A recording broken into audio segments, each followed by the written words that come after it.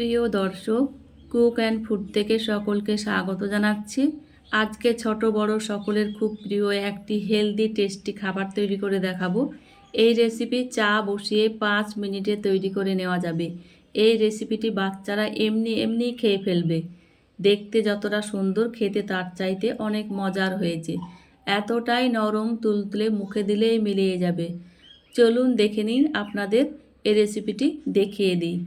এখানে আমি একটি বাটি নিয়েছি, বাটিতে দিয়ে দিলাম 3 চামচ ময়দা।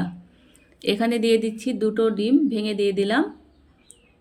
এখানে দিয়ে দিচ্ছি চিনি, আমি গুঁড়ো করে রেখেছিলাম সেই চিনি চা চামচের 3 চামচ দিয়ে দিলাম।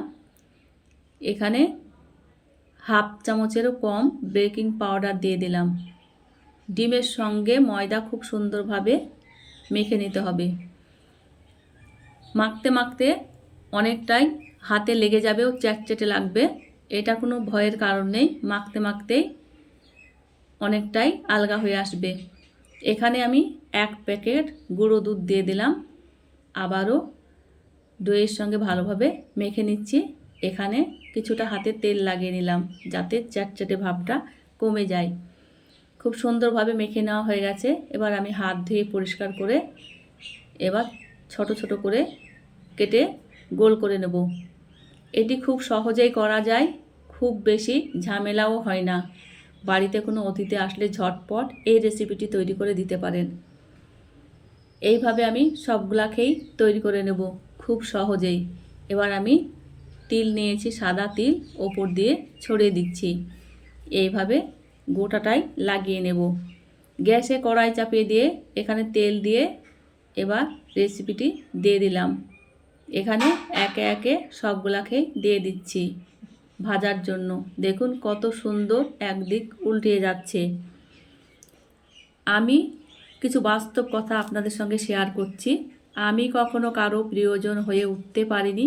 আমি প্রয়োজনেই সীমাবদ্ধ ছিলাম। আমাকে কেউ কখনো তার প্রিয়জন করে ডাকেনি। আমাকে ডেকেছে তার প্রয়োজনে। হয়তো প্রিয়জন হওয়ার সামর্থ্য আমার ছিল না, তাই স্বার্থের প্রয়োজন হয়েই থেকে গেছি। আমি উল্টিয়ে পাল্টিয়ে ভেজে নিয়েছি, তেল ঝরিয়ে তুলে নিচ্ছি। তুলে নেওয়া হয়ে গেছে। এবার আমি থালায় ঢেলে নিচ্ছি।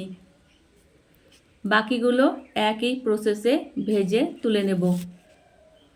আশা করি বন্ধুদের কাছে আজকের রেসিপিটি ভালো লেগেছে। ভালো লাগলে লাইক, কমেন্ট, সাবস্ক্রাইব করতে ভুলবেন না।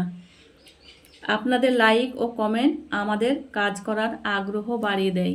দেখুন সবগুলাই ভেজে তুলে নেওয়া হয়ে গেছে। দেখুন দেখতে কত সুন্দর লাগছে।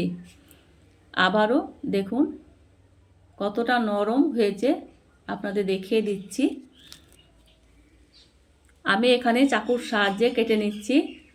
এগুলো বাচ্চারা খাবে, তাদেরকে খুব সুন্দরভাবে সাজিয়ে দিলে ওরা এমনিতেই খেয়ে ফেলবে। সুন্দরভাবে চাকুর সাহায্যে কেটে নিয়েছি। এবার আমি চকোবার লাগিয়ে দিচ্ছি। দেখুন এইভাবে ওরাকে দিলে ওরা এমনিতেই খেয়ে ফেলবে। দেখুন এবার আমি চকোবার দিয়ে এগুলোকে সাজিয়ে নিচ্ছি। চকোবার না লাগিয়েও চায়ের সঙ্গে দারুণ লাগে খেতে।